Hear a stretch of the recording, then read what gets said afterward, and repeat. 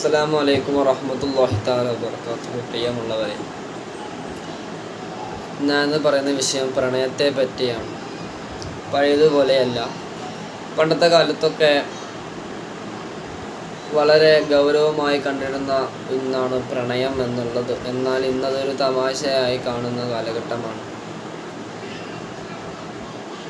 മാതാപിതാക്കൾ പോലും സപ്പോർട്ട് ചെയ്യുന്നുണ്ട് എന്നതിലാണ് ഏറ്റവും വലിയ ഗൗരവം ഇരിക്കുന്നത്.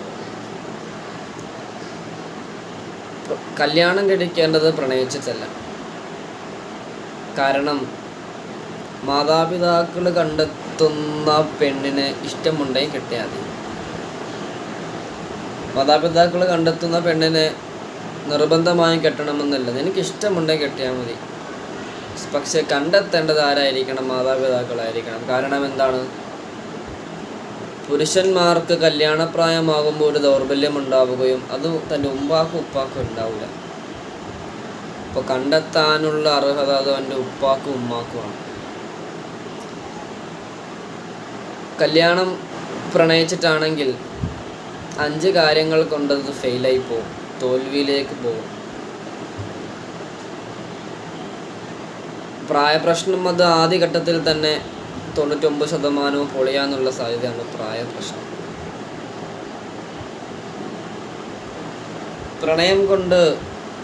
പ്രണയം വിവാഹം തോൽക്കാനുള്ള 5 കാരണങ്ങൾ പറയുന്നുണ്ട്. ഒന്നാമത്തത് ഉമ്മാക്ക് ഇഷ്ടമല്ല എന്നുള്ളത് തന്നെയാണ്. ഉമ്മാക്ക് ഇഷ്ടമല്ലാത്ത എന്ത് കാര്യം ചെയ്താലും, അതിന് കച്ചവടമാണെങ്കിലും അവൻ അമേരിക്കയിലേക്ക് ഫ്ലൈറ്റ് കയറാൻ നിൽക്കുകയാണെങ്കിലും ഉമ്മാക്ക് ഇഷ്ടമല്ലെങ്കിൽ അത് പരാജയത്തിലേക്കായിരിക്കും പോകുന്നത്.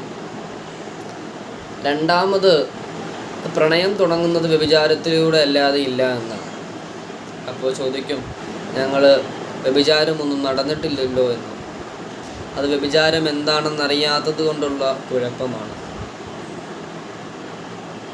ഹദീസിൽ കാണാം, അൽ ഐനാനി സിനാഹുമാ അൻ-നളറു എന്ന്. കണ്ണിൻ്റെ വ്യഭിചാരമാണ് നോട്ടം എന്നുള്ളത്. നോക്കലും കാണലും രണ്ടാണ്. നോക്കുക എന്നുള്ളത്, നീ തിങ്കളാഴ്ച രാവിലെ 9:35 ആയപ്പോൾ ബസ് കയറാൻ വേണ്ടി ബസ് സ്റ്റാൻഡിലേക്ക് പോയപ്പോൾ കണ്ടു, ഒരു കുട്ടീനെ കണ്ടു. ചൊവ്വാഴ്ച രാവിലെ 9:35 ബസ് സ്റ്റാൻഡിലേക്ക് ബസ് കയറാൻ പോയപ്പോഴും നീ ആ കുട്ടീനെ കണ്ടു. ബുധനാഴ്ച നീ രാവിലെ 9:35 ബസ് കയറാൻ പോയി നിന്നപ്പോഴും ആ കുട്ടീനെ കണ്ടു.